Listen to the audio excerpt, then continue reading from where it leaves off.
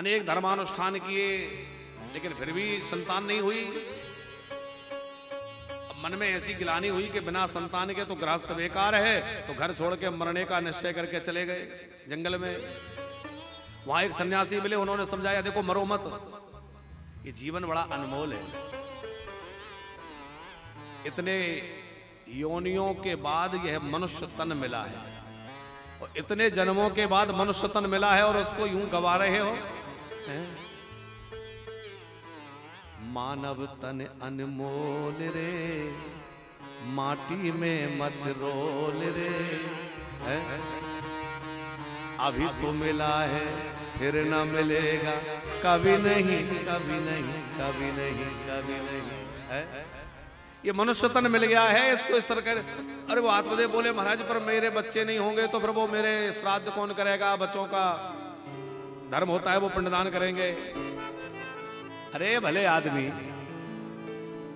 अच्छा ये बताओ आत्मदेव जिनके बच्चे हैं क्या वो सब सदगति प्राप्त कर लेते हैं? प्रायः बच्चे तो सभी को होते हैं, सब मुक्त हो जाते हैं क्या? आवश्यक नहीं कि हर पुत्रवान मुक्त हो जाए, लेकिन हर पुण्यवान मुक्त हो जाता है साहब। जो भगवत भक्ति में लग जाता है वो मुक्त हो जाता है।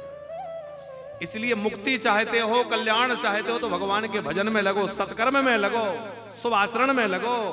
पुत्र होने से कुछ नहीं। यदि भगवान ने संतान दी है तो भगवान की कृपा है, नहीं दी है तो डबल कृपा है।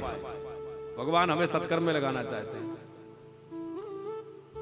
देखो जीवन में यदि प्रतिकूल परिस्थितियां बन रही हैं, पत्नी झगड़ रही है, पति झगड़ रहे हैं, बेटा आंख दिखा रहा है, बहू खरी खोटी सुना रही है, दुखी मत होना। ये तो हमारा प्रारब्ध है जो हम भोग रहे हैं, ये तो ठीक है। लेकिन एक बात समझ लेना कि शायद मुझे बांके बिहारी बुला रहे हैं, वो नहीं चाहते कि मैं संसार में फंसूं। अभी अनुकूल रहेंगे तो यही रोटियां तोड़ते रहेंगे, जब ये आंख दिखाएंगे झगड़ा करेंगे तभी तो मेरा मोह टूटेगा। तो जब ऐसे मोह भंग नहीं होता ना, तो भगवान कभी कभी ऐसी लताड़ लगवाते हैं। आगे चल के हम सुनेंगे कि धुंधकारी ने जब लताड़ लगाई तो जो आत्मदेव अभी बड़ी बड़ी बातें कर रहे थे, बिना पुत्र के घर बेकार है, संसार में जब तक पुत्र ना हो तो फिर गृहस्थी किस काम की, वही पुत्र को हाथ जोड़ के प्रणाम करके चले गए। कहने का मतलब यह है कि जीवन में भगवान ने जो परिस्थिति दी है उसी में मौज से रहिए, और बस ये ध्यान रखिए कि भगवान जो कुछ भी कर रहे हैं वो हमारे हित में है,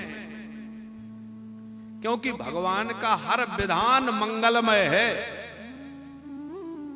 भगवान का प्रत्येक विधान मंगलमय है। उन्होंने यदि हमारे लिए जीवन में कुछ कष्ट दिए हैं तो वो भी हमारे भले के लिए दिए होंगे।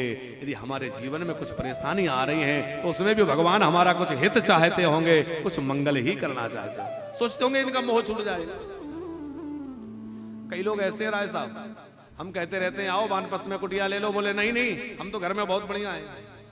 और साल भर बाद आए, महाराज जी कुटिया बुक कर दो। हमने कहा क्यों, आप तो कह रहे थे मौज में। अरे बोले क्या बताएं, वो बेटे की शादी करके ले आए और बहू आई है, तो तब से तो बड़ी कलह मची, हम सोच रहे वृंदावन ही आ जाए।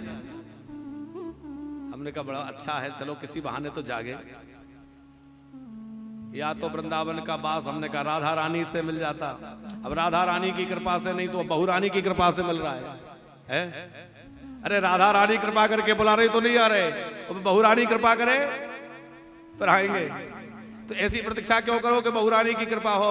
अरे बहुरानी भी त्योहार पे कभी जदा कदा मिले तो खूब प्रेम से बोले चलो अच्छा हुआ बाबूजी चले गए वृंदावन में अपना आनंद से भजन कर रहे हैं, कभी वो भी आएंगे तो प्रेम से मिलेंगे, कभी आप भी जाओगे तो प्रेम से मिलेंगे। क्यों वो आसक्ति में पड़े रहना? पर मोह बड़ा जटिल होता है, छूटता नहीं है।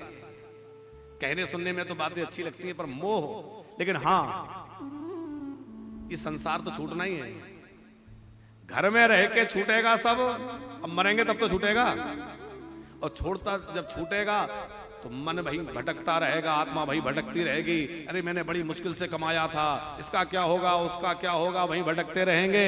और कहीं पहले ही हमने मोह त्याग करके और धाम का आश्रय ले लिया, वृंदावन का आश्रय ले लिया, तो साहब धीरे धीरे मोह छूट जाएगा, मोह की निवृत्ति हो जाएगी।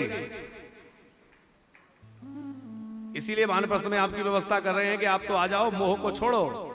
देखो पहले स्थायी नहीं रह पाएंगे, बार बार मन होगा चलो घर में ले आए बच्चों से, कोई बात नहीं, मिलते रहिए।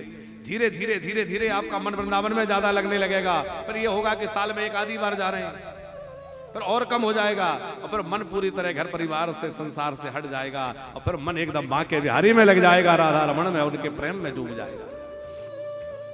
इसीलिए ये व्यवस्था हो रही है। आत्मदेव के समझाने पर भी जब, आत्मदेव को इतना समझाने पर भी जब आत्मदेव की समझ में नहीं आई, तो सन्यासी जी ने कहा कोई बात नहीं, ये फल ले जाओ, पत्नी को दे देना।